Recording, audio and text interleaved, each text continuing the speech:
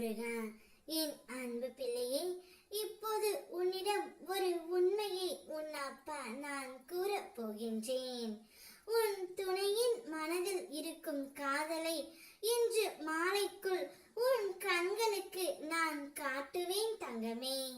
நீ உயிராய் நேசிக்கும் உறவை பற்றித்தான் ஒரு முக்கிய செய்தியை உன்னிடம் பகிர்ந்து கொள்ளவே இப்பொழுது வந்து இருக்கின்றேன்.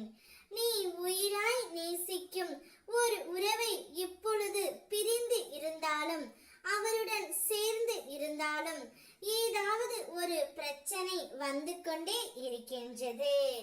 துன்பங்களை மட்டுமே அனுபவித்துக் கொண்டு இருக்கின்றாய்.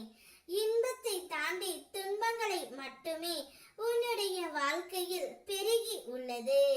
இதற்கு எப்பொழுதுதான் அப்பா ஒரு முடிவு வரும் என்று ஒவ்வொரு நாளும் முடிவை தேடி ஏங்கி தவித்துக் கொண்டு இருக்கின்றாய். ஒவ்வொரு பேருக்கும் ஒவ்வொரு விதமான பிரச்சனைகள் இருக்கின்றது பிள்ளையே. சில குழந்தைகளுக்கு என்னுடைய துணை என்னை புரிந்து கொள்ளவில்லை, அடித்து துன்புறுத்துகிறார்கள் என்று புலம்புகின்றார்கள். மற்றும் சிலர் என்னுடைய துணை தீய பழக்கத்திற்கு அடிமையாகி விட்டார் என்றும் புலம்புகின்றார்கள். இன்னும் சில குழந்தைகளோ அவர்கள் துணையை பிரிந்துவிட்டு உற்றார் உறவினர் பேச்சுக்கு இடம் கொடுத்து கஷ்டத்தை மட்டுமே அனுபவித்துக் கொண்டு இருக்கின்றார்கள். இவை யாவற்றையும் நான் கண்டு கொள்ளாமல் இல்லை பிள்ளையே.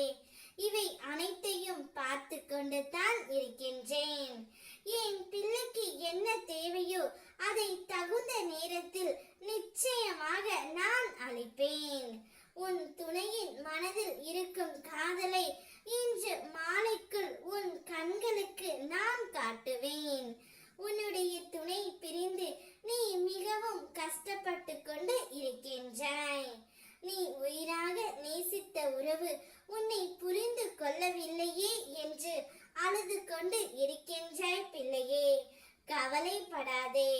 உன் துணையிடம் உன் அருமை புரியும்படி உன் அப்பா நான் செய்கின்றேன். உன்னை சுற்றி இருக்கும் உற்றார் உறவினர்களால் உன் துணையை இப்பொழுது பிரிந்து தவித்துக் கொண்டு வருகின்றாய். சிலரின் சூழ்ச்சியாலும் சிலரின் சதி செயல்களாலும் நீ அவர்களை பிரிந்து இருக்கின்றாய். உன்னை விட்டு அவரால் இருக்க முடியாது என்ற உண்மையை உனக்கு அவருக்கும் நான் புரிய வைப்பேன். அதுவும் இன்று மாலைக்குள் உன் துணையின் மனது எந்த அளவிற்கு உன்னை நேசிக்கின்றது என்பதை நான் தெரிய வைப்பேன்.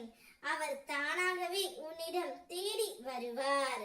அப்பொழுதுதான் நீ சந்தோஷமாக இருப்பாய் என்பது எனக்கு தெரியும். ஓ முருகா.